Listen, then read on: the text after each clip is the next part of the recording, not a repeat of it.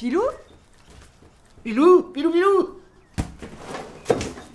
Aussi bizarre que ça puisse paraître, c'est précisément à ce moment-là que j'ai pris conscience de l'importance du tri.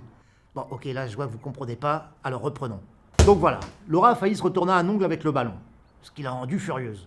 Par contre, ce qui l'a rendue totalement folle, c'est l'état de l'appartement. Mais qu'est-ce que t'as foutu?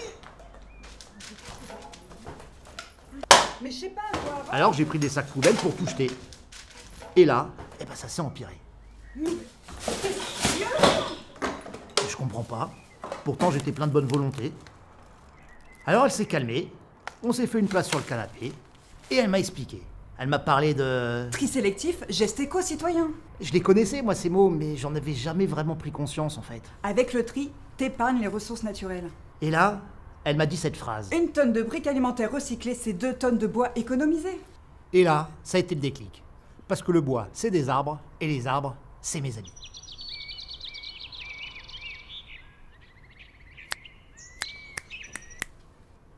Et puis là, on s'est fait un gros câlin, et j'ai commencé à trier. Ça là. Alors là, c'est simple. Le carton, ça va avec le carton. Le verre, à votre avis, avec le verre, facile. Les magazines et les journaux, avec les photos. Tout ce qui est magazines et journaux, c'est recyclable. Donc, ça part pour le tri. Je sais, Par contre, tout ce qui est photos, lingettes et mouchoirs, c'est non recyclable. Donc, poubelle classique. T'as fait quoi avec tes potes? Rien, mais t'occupe pas, c'est rien. Le carton là, le plastique là, la pizza. Le plastique, ça va en plastique. C'est bien ça. Voilà. Hop et hop. Là et là. Je sais pas. Oh, non. Tout ce qui est dangereux, c'est direction déchetterie. Avec le reste. Exactement. Avec le reste. Très bien. Allez. Avec le bébé, avec le poste. Ah, voilà.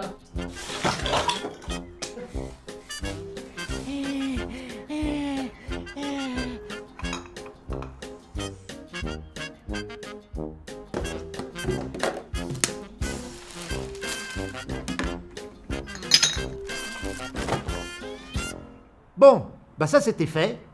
Alors, j'allais en faire quoi maintenant de tout ça, moi?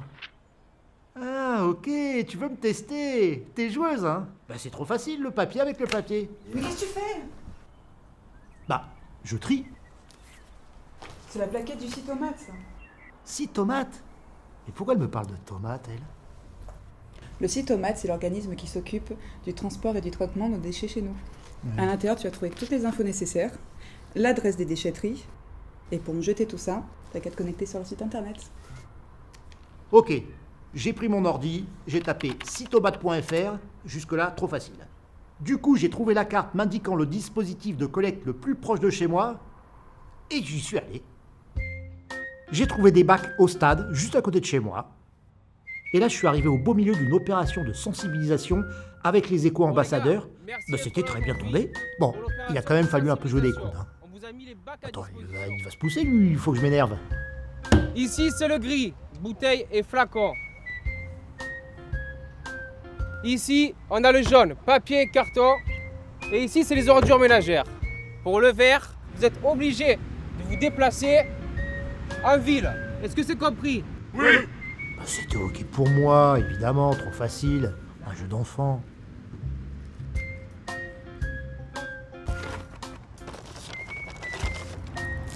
Non, attention.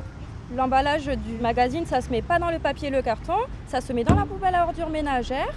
Mais le magazine, vous pouvez le mettre au papier et carton. C'est bon pour vous? Mais bien sûr, c'était ok pour moi, voyons. Bon, là, c'est vrai, j'étais tombé dans un piège, mais maintenant, il n'y a plus d'erreur.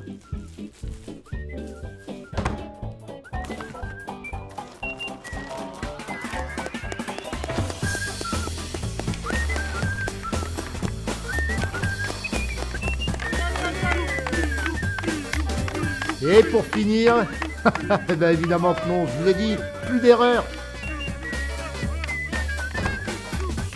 Yes, voilà, perfect. Je vous l'ai dit, je suis devenu un spécialiste du tri, moi.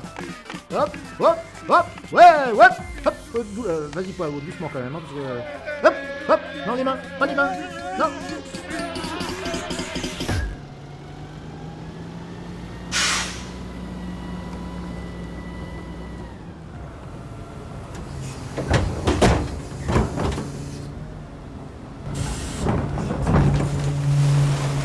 Eh ben voilà, j'étais devenu un éco-citoyen. J'étais plutôt fier de moi et je pouvais rentrer à la maison tranquille voir Laura.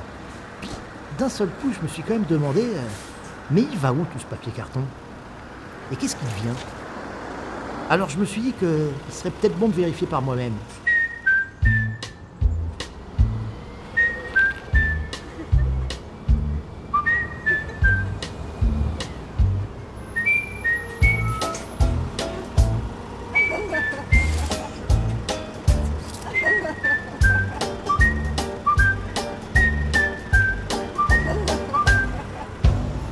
Ça y est, j'étais arrivé à la Seine. Le plus important maintenant, c'était de ne pas se faire repérer. J'ai vite compris ce qui se passait. Le camion chargé est pesé, il décharge sa cargaison, puis il est à nouveau posé à vide. Bah oui, la différence du poids entre les deux pesés donne le poids du papier carton déposé. Vous avez compris? Bon, pour la suite, fallait que je rentre.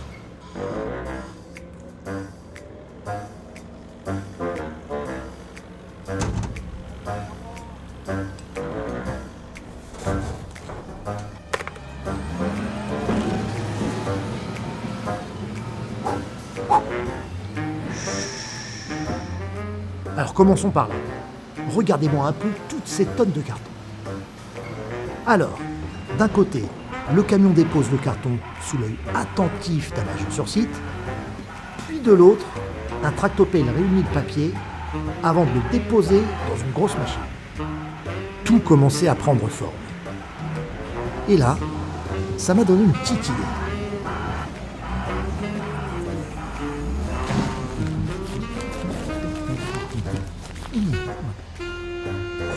Un tapis roulant, quant à lui, amenait le papier carton vers une nouvelle phase de tri manuel. Ici, les papiers cartons non conformes ou indésirables étaient enlevés du cycle avant la mise en balle. Les mecs étaient vraiment trop longs. C'est allé à toute vitesse, c'était dingue. Du coup, j'ai quand même voulu leur montrer qui c'était le patron.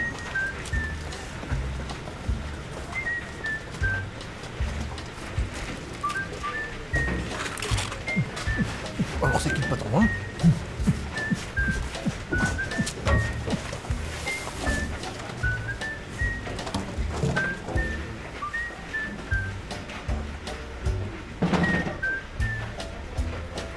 Oh, ben la voilà ma cocotte.